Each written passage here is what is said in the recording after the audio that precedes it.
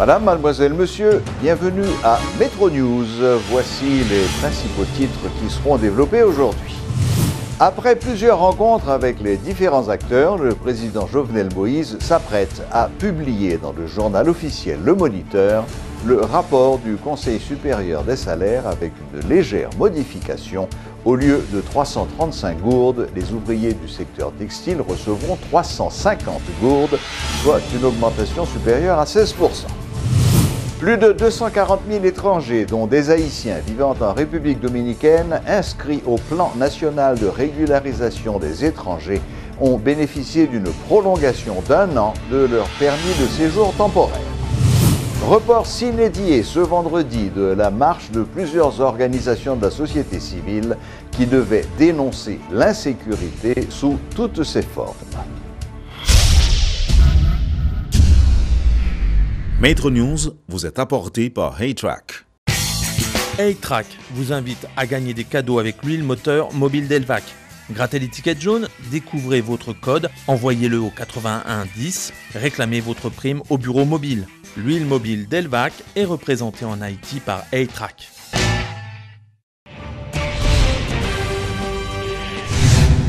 Après plusieurs jours de suspense, le salaire minimum des ouvriers du textile devrait passer de 300 à 350 gourdes, soit une augmentation de 16,66%. Le président de la République s'apprête à publier dans le journal officiel Le Moniteur le rapport du Conseil supérieur des salaires. Il a déjà paraphé le document. Rappelons que 24 responsables de sociétés de production de vêtements textiles plaident en faveur de l'instauration d'un pacte entre syndicats, patrons et l'État pour aboutir à une stabilité dans le secteur afin de garantir sa croissance dans les années à venir. Dans une déclaration datée du 20 juillet, ces chefs d'entreprise s'engagent à payer le salaire minimum qui sera fixé par le CSS, mais avaient appelé les responsables à ne pas imposer un montant qui les pénaliserait face à la concurrence étrangère très active dans ce secteur. République dominicaine.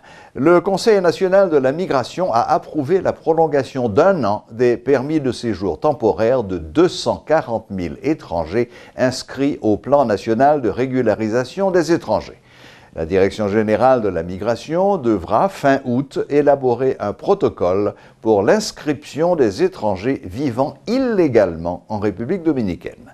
M. Carlos Amarante Barret, ministre dominicain de l'Intérieur et de la Police, précise que la période de prolongation d'1 an commencera à partir du 26 août 2017. Dans le même temps, les autorités dominicaines ont annoncé la poursuite des opérations d'arrestation et d'expulsion d'étrangers en situation migratoire irrégulière. En début de semaine, le ministre de la Défense, le lieutenant-général Rubén Darío Paulino Sem, avait confirmé l'envoi de 895 soldats en renfort à la frontière pour soutenir l'opération Bouclier, mise en place depuis janvier 2015, et les opérations de surveillance et de contrôle des Haïtiens. Environ 300 militaires avaient été envoyés en renfort au corps spécialisé de sécurité aux frontières terrestres. Le ministre de la Défense, la Police nationale d'Haïti ainsi que l'ambassade d'Haïti en République dominicaine ont entamé des échanges sur le dossier de la sécurité dans la région frontalière. Les chefs de police des deux pays ont eu, le week-end écoulé, une séance de travail devant favoriser la mise en place d'une cellule de coordination entre les deux institutions.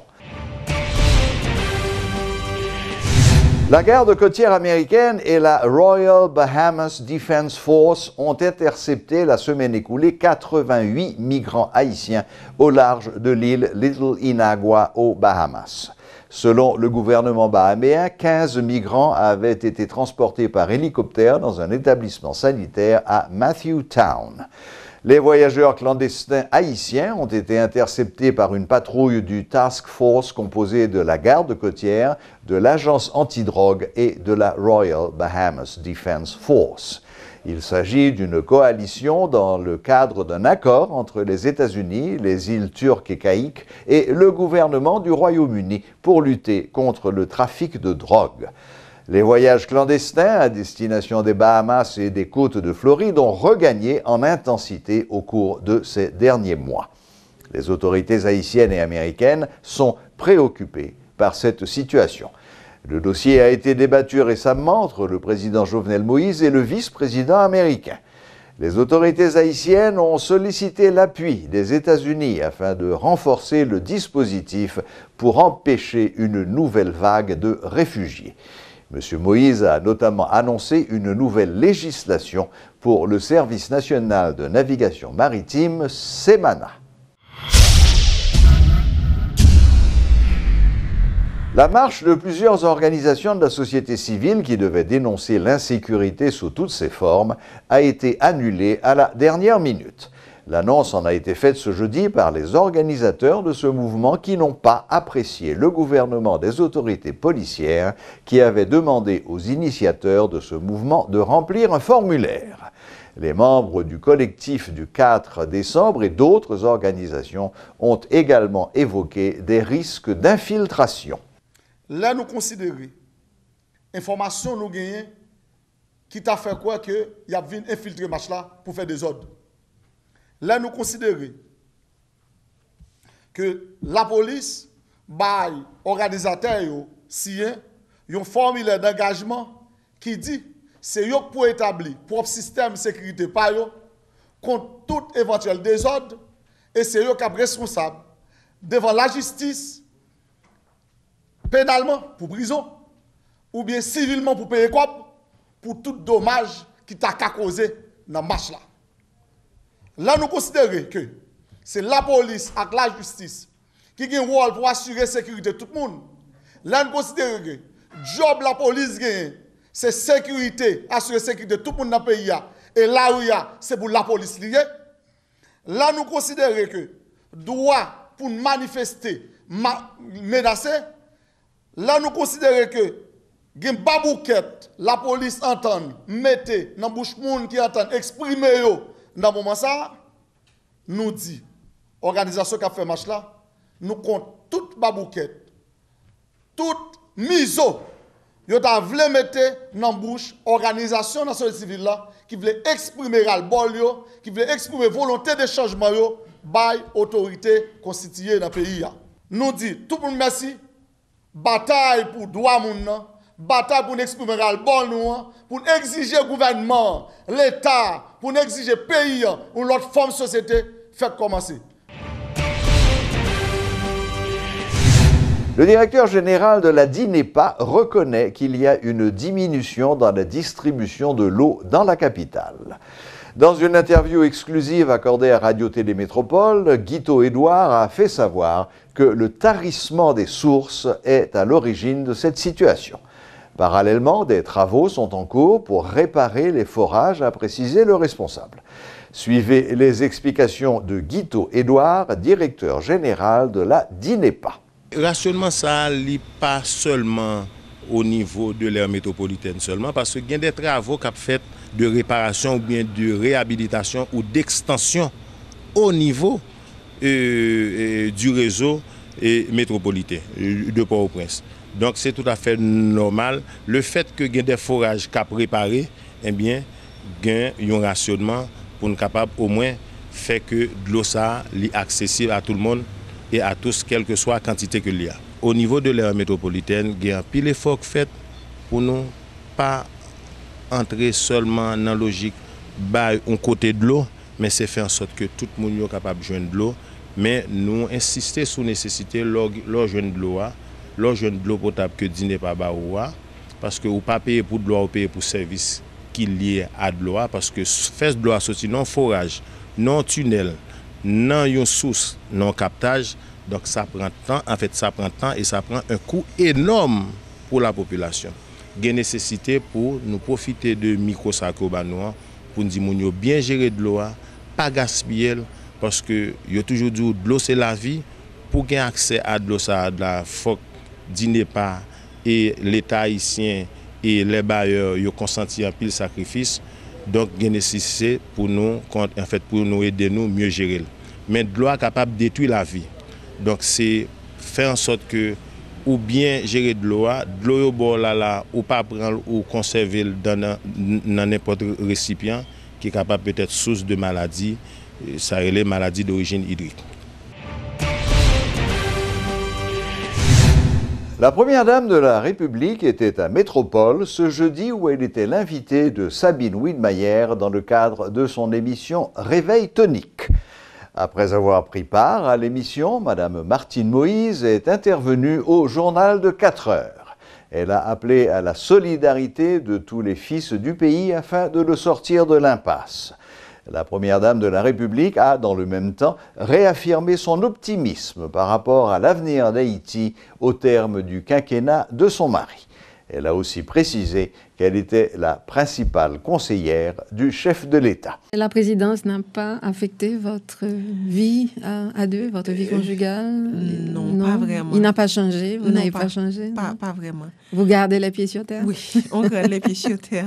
On garde les pieds sur terre parce qu'on se donne du temps. Oui, on se donne du temps. Oui. Donc, quand il laisse, par exemple, s'il laisse à 6 heures, il laisse à 7 heures, il vient à la maison. Donc, on se partage nos journées. J'ai fait ça, j'ai fait ça, j'ai fait ça. Je dis non, il ne fallait pas faire ça comme ça. Fais ça de telle façon, de telle façon. Donc, on se partage nos journées. Il y a toujours cette complicité qui existe encore. Et qu'on tient à garder parce qu'au bout du compte, c'est tout ce qui nous reste. Beaucoup. Et à tous les niveaux. À tous les niveaux, en effet. Que ce soit au niveau social, au niveau santé. On n'a pas abordé le thème de la santé aujourd'hui, mais c'est tellement vaste aussi. Il y a tellement de choses à faire. On doit planifier pour que tous les enfants aient leur vaccin. Parce que c'est en grande partie ce qui empêche aux enfants d'arriver à 5 ans.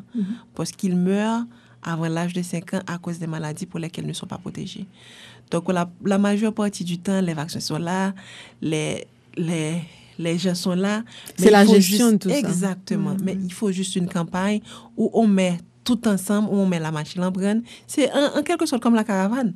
Tout est là, il faut juste mettre ça en branle et puis démarrer. C'est ça. Donc, je pense que c'est très important, la vaccination, au point de vue santé pour les enfants. Notons que l'interview de la Première Dame sera diffusée dans son intégralité ce vendredi entre 6h et 6h45 du matin et dans l'après-midi entre 3 et 4 heures sur les ondes de Radio Métropole.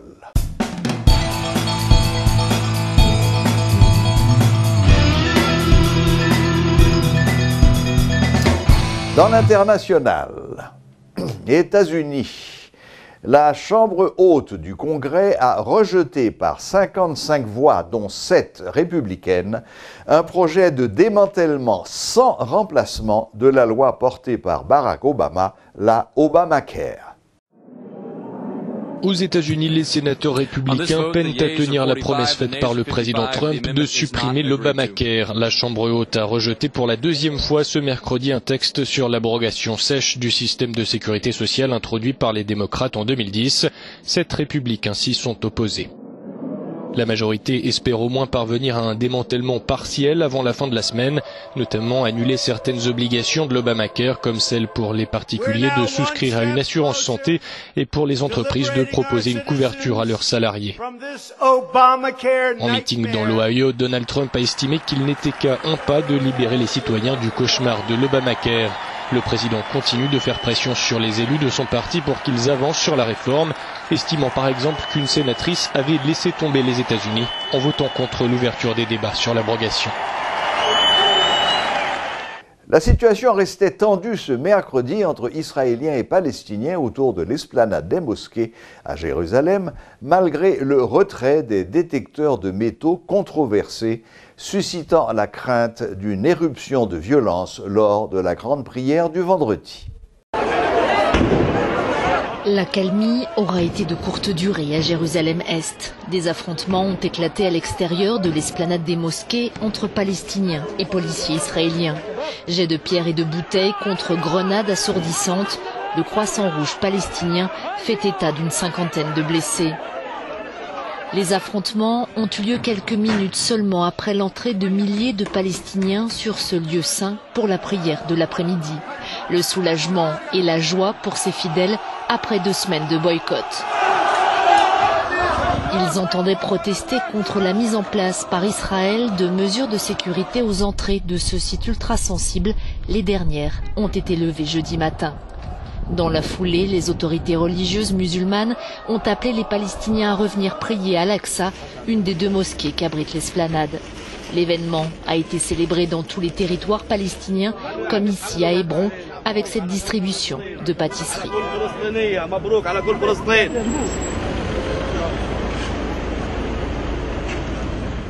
Le président sénégalais Macky Sall a saisi le Conseil constitutionnel afin de permettre l'utilisation, lors des législatives dimanche prochain, de pièces d'identité autres que la carte électorale que tous les électeurs n'ont pas encore obtenues.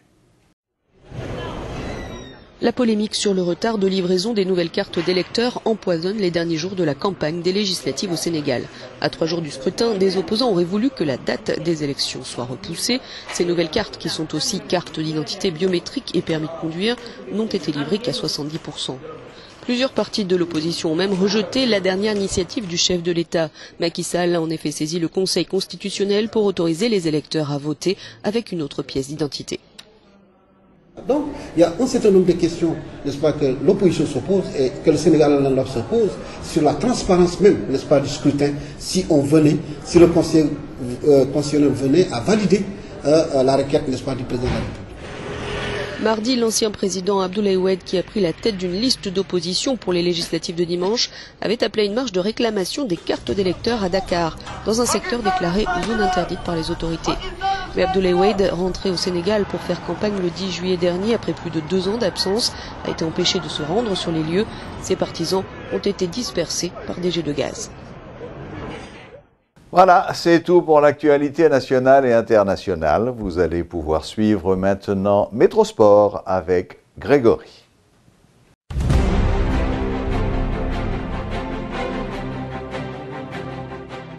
Merci Serge, salut à tous, place au sport maintenant. On commence avec du tennis. ATP Hambourg, opposé au 96e joueur mondial, Nicolas Kicker, 24 ans. Benoît Paire s'est incliné en 2-7 et 1h37 de jeu au deuxième tour du tournoi de Hambourg. L'Argentin s'est imposé 6-4, 7-6 en faisant le break d'entrée de match pour remporter la première manche, puis en sauvant une balle de 7 à 7-6 dans le tie-break de la deuxième. Il sera opposé au tour suivant à Philippe ou Gilles Simon. Football, les États-Unis ont remporté mercredi soir la 14e édition de la Gold Cup. Au Levi's Stadium de Santa Clara, l'antre des San Francisco, les Eagles ont dominé en finale la Jamaïque 2-1 grâce à un but en fin de match de Jordan Morris à la 88e minute. L'attaquant des Seattle Sounders sur une passe de l'inévitable Clint Dempsey, son coéquipier en club. Auparavant, Watson à la 50e minute, un autre joueur de MLS, avait répondu à l'ouverture du score de Josie Altidore à la 45e minute pour les USA. C'est le 6e sacre des Américains dans la compétition qui comble ainsi une partie de leur retard sur le Mexique. 10 trophées sortis en demi-finale par la Jamaïque. Les matchs allés du 3e tour préliminaire de Ligue des Champions disputés ce mercredi soir ont vu le Celtic Glasgow et le FC Bruges être accrochés chez eux. En revanche, le Dynamo Kiev a mis un pied en barrage. 9 rencontres du 3e tour préliminaire aller de Ligue des Champions étaient au programme ce mercredi soir. Outre le match nul entre Nice et l'Ajax, un but partout, plusieurs cadors du continent entraient en lice à l'instar du Dynamo Kiev. À domicile, le club ukrainien n'a pas tremblé pour dominer les Young Boys de Berne 3-1.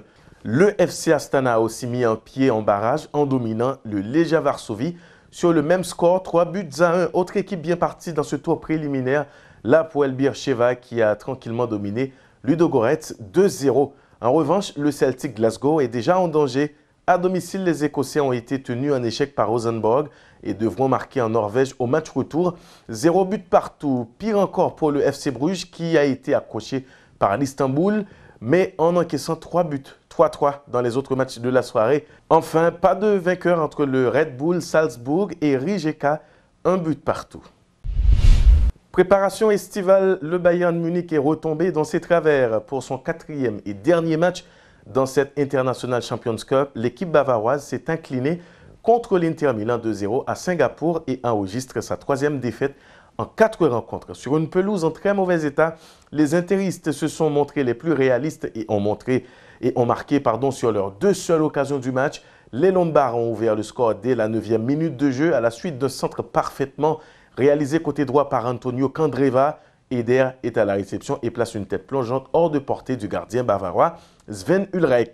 L'ancien joueur de la Sampdoria Gênes y est même allé de son doublé à la 30e minute de jeu Ivan Perisic, côté gauche cette fois, centre en direction de l'attaquant de 30 ans qui conclut une nouvelle fois de la tête. Les hommes de Luciano Spalletti remportent ainsi leur deuxième rencontre après celle contre l'Olympique lyonnais 1-0 lundi dans cette International Champions Cup et joueront un troisième match contre Chelsea samedi.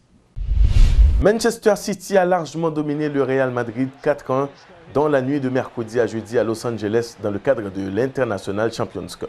Les hommes de Pep Guardiola ont fait la différence en seconde période grâce à Nicolas Otamendi à la 52e minute, Raheem Sterling à la 59e minute, John Stones à la 67e et Brahim Diaz à la 82e minute. C'est Oscar Arnaiz, 90e minute, qui a sauvé l'honneur à toute fin de match pour les merengues. 4 jours après avoir subi la loi de Tottenham 4-2, le PSG en a été quitte pour une nouvelle défaite pour son dernier match dans l'International Champions Cup. Globalement dominateur, les Parisiens se sont en effet inclinés face à la Juventus de Turin 3-2. Gonzalo Higuaín, profitant d'un mauvais alignement de la défense pour crucifier Alphonse Areola à la 45e minute, Claudio Marchisio trompant Rémi Descamps d'une frappe lointaine à la 64e minute et Marchisio donnant le coup de grâce sur pénalty à la 88e minute après une faute de Presnel Kempembe. Entre-temps, les Parisiens avaient égalisé à 2 reprises, une première fois grâce à Gonzalo Guedes qui profitait du bon travail d'Angel Di Maria à la 53e minute et la seconde par Javier Pastore de la tête sur un service de Kurzawa. Insuffisant pour éviter une deuxième défaite en 3 matchs, le PSG devant se contenter d'un succès au tir au but face à l'AS Roma en ouverture avant de démarrer sa saison ce week-end face à Monaco à l'occasion du Trophée des Champions. L'agitation médiatique autour de son possible transfert au PSG ne semble pas perturber Neymar, bien au contraire. À nouveau titularisé lors du match de préparation face à Manchester United, le Brésilien, auteur d'un doublé ce week-end face à la Juventus, a en effet encore marqué, inscrivant le but de la victoire 1-0 à la demi-heure de jeu. Dossier transfert à l'avenir de Ross Barkley semble s'écrire loin d'Everton. En fin de contrat dans 1 an, le milieu offensif n'a pas souhaité prolonger et a clairement émis le souhait de partir. Son entraîneur, Ronald Koeman, a acté son départ en conférence de presse mercredi, en affirmant les envies d'ailleurs du joueur de 23 ans. Sur les tablettes de Manchester United et de Tottenham, les Toffees souhaiteraient récupérer 56 millions d'euros pour le transfert de leur international anglais. Le FC Barcelone est toujours actif dans le dossier Philippe Coutinho. Le quotidien catalan Sport rapporte ce jeudi que le cas du Brésilien est indépendant de celui de son ami et coéquipier en sélection Neymar. En d'autres termes, le Barça pourrait recruter Coutinho même si Neymar ne signe pas au PSG. Les Blaugrana auraient déjà trouvé un accord avec le joueur, mais le plus dur sera de convaincre Liverpool. Après avoir refusé une première offre de 80 millions d'euros, les Reds réclament pas moins de 150 millions d'euros pour leur joyau. Vous avez suivi la rubrique sportive, je vous dis merci et à la prochaine.